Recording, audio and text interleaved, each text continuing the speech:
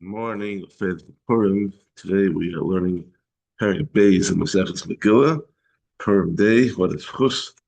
Today's shiur is Li'uli Nishmas Aaron Nachman Simcha Kohen Yeshua Mordechai B'Shem Bracha Sav Shmuel Levi Ben Yosh Ben Yosef Ben Hashem Zahav Maliyah and Refush Them Ada Sarvas Leah Chana Pesta Basienta Yisrael Barachalea Racha Bas Pesta Zelda Abba Yitzchak Ben Misha Chai Besta Babela Refush Them B'Soch Shar Chol Yisrael and Schus Naftali Tzvi Ben Rivka Bliva Shalom Yehuda Ben Chai Yisrael Mindel Shefer Bracha Batzlacha in all their endeavors, and as a schus of God's Klal Yisrael, then these Meir Purim, that we totally vanquish all our enemies and usher in the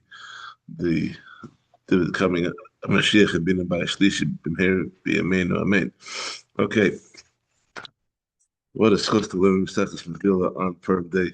It's a short parak today, so let's get into it. Perek Beis Mishnah Aleph Hakarias HaMegillah L'Mafreya Lo Yatza.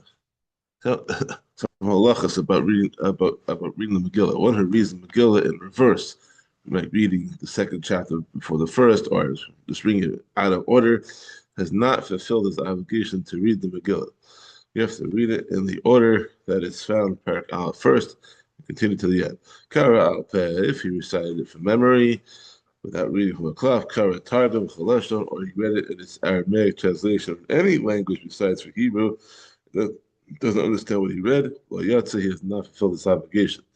Aval Karan, or so, the law is those spellas, but he may read it for foreigners who understand a foreign language in a foreign language that they understand. So technically, you could write the Megillah in French and read it to a French crowd in a French language and be Yotze.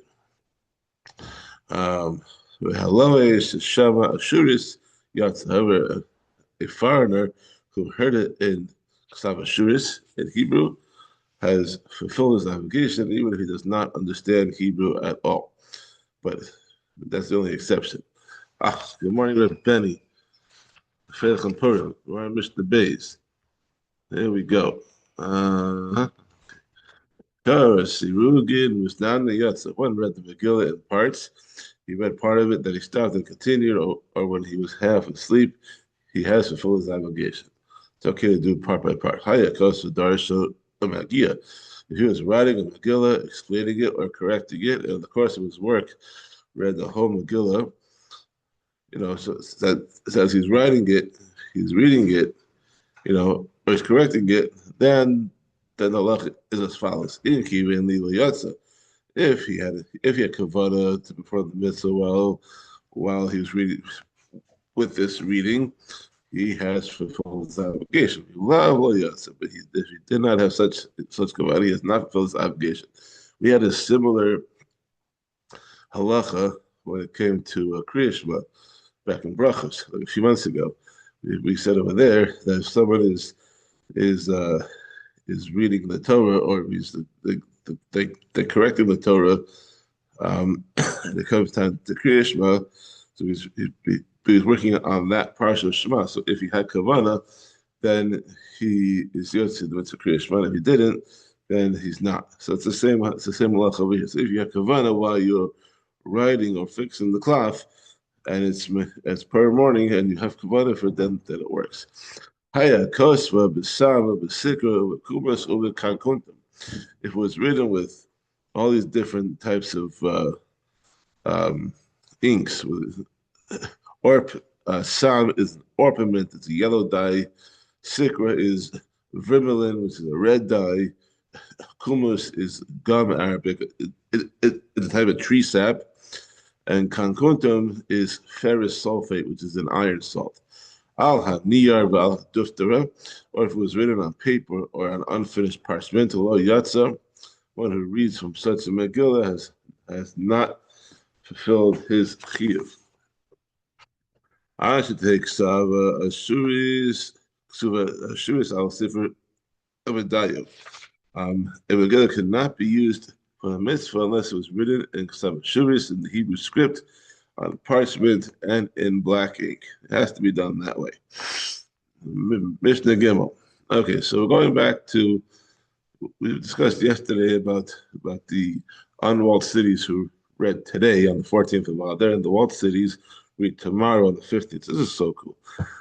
So now we're going to talk about, let's say Anshe Yerushalayim, okay, who go to Bnei Brak today on Yedalit, or Bnei Brak goes, or someone from Bnei Brak or from other parts of Eretz Yisrael goes to Shalim tomorrow. What's the din? So Mishnah Gimel. Ben Ir Shahalach L'Krach, who Ben Krach Shahalach L'Ir. If a person who lives in an unwalled city, someone who lives in Bnei Brak went to a walled, so went to Shalim tomorrow, or if a person lives in a walled city, went to an unwalled town, or he went from Shalim to Bnei Brak today, what's the halacha? If he would return to his hometown before dawn on Purim morning, in the place, the Purim of the place where he is visiting, he reads the Megillah on the same day as in his hometown. So let's say, in love, Kura Imahin. But if he will not leave the place that he's visiting until after dawn, then he reads the Megillah together with them, with the residents of the place where he is visiting. So it means that someone is sleeping in Yerushalayim today. If someone from Yerushalayim is sleeping in Bnei Brak last night and today, then he reads the Megillah today in Bnei Brak. If someone from Bnei Brak is going to be sleeping in Yerushalayim tonight and tomorrow, then he reads the Megillah tomorrow. Okay? For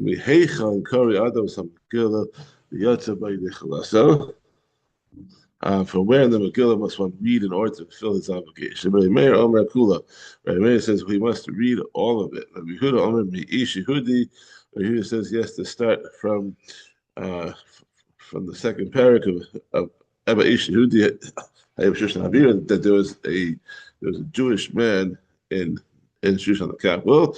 Rabbi Yossi Omer Mi'achar Hadron Ela, that Yossi says that it's sufficient to begin from the beginning of the third parak of Achar Hadvarim Ha'ila when Haman comes out to the scene.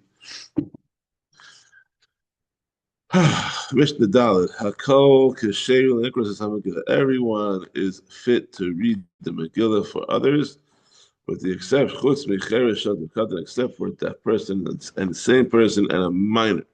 Since these people are not chayav to read the Megillah, they cannot read it for those who are chayav. They can read it for themselves, but they can't read it for anyone else.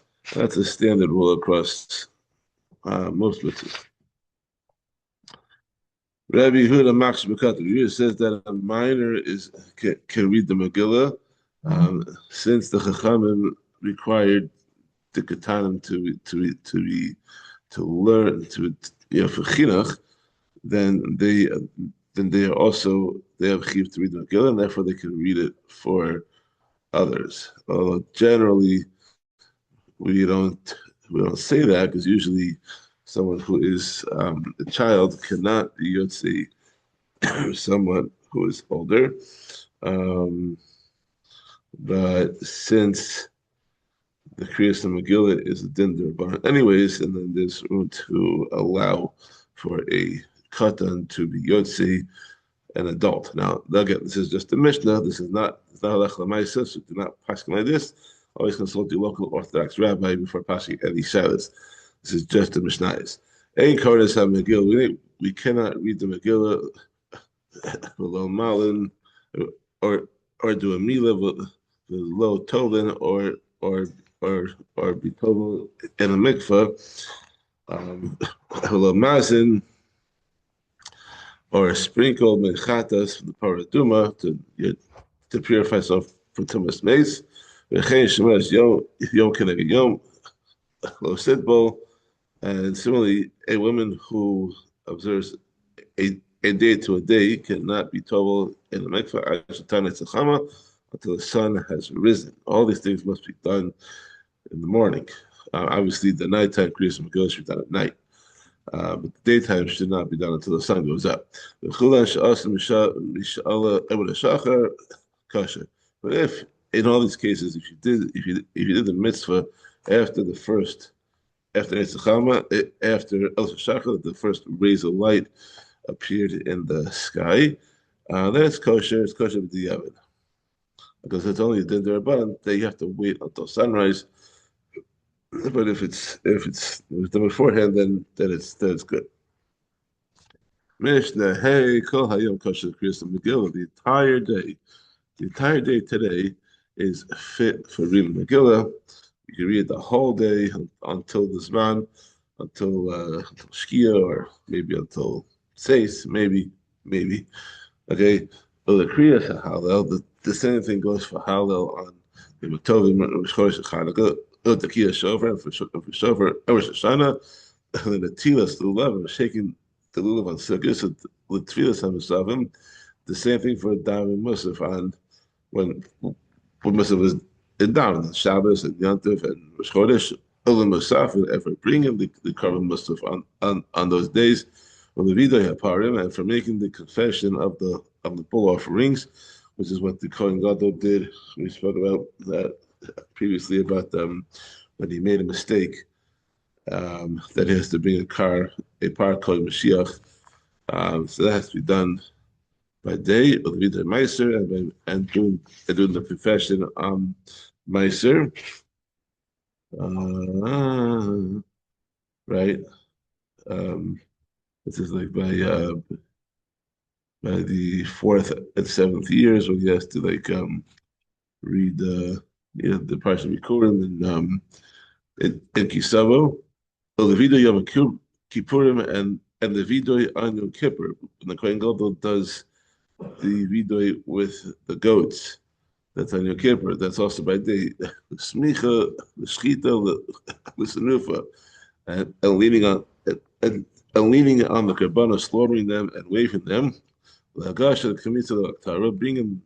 the kalim that holds a karban mincha to the mizbeach, taking a fistful of the mincha, burning it on the mizbeach, the malika, slitting the neck of a bird offering, or the kabbalah, or the hazaya, and receiving the blood of an offering in a klishari, sprinkling it on the mizbeach, or the hashkaya sota, and making a sota drink the bitter waters.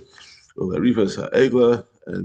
beheading the calf. When he found a mace between two cities to do the Egla ceremony, or the Taras Matzorah, and for purifying Matzorah, as we discussed yesterday, with the Hesker Muchlat and the Hesker whatever, the two types of confinement that the Matzorah goes through. All these things can be done by day, and you can do it the whole day. And the last Mishnah for today, Kol Halai the Kasha, this is Mishnah Vav, Kol Halai the Kasha the Ksias Omer. The entire night is fit for harvesting barley for the Omer, or the Hector Chalan the Varim, and for burning the fats and limbs of the Talmud on the Mizbeach. They may be done at any time during the night until dawn. This is the rule. Any mitzvah that must be done by day may be done the entire day. And any mitzvah that must be done at night may be done the entire night. That's the end of Perek Beis. Have a wonderful Purim. And we'll see you tomorrow for Perek Gimel Megillah. Have a wonderful day.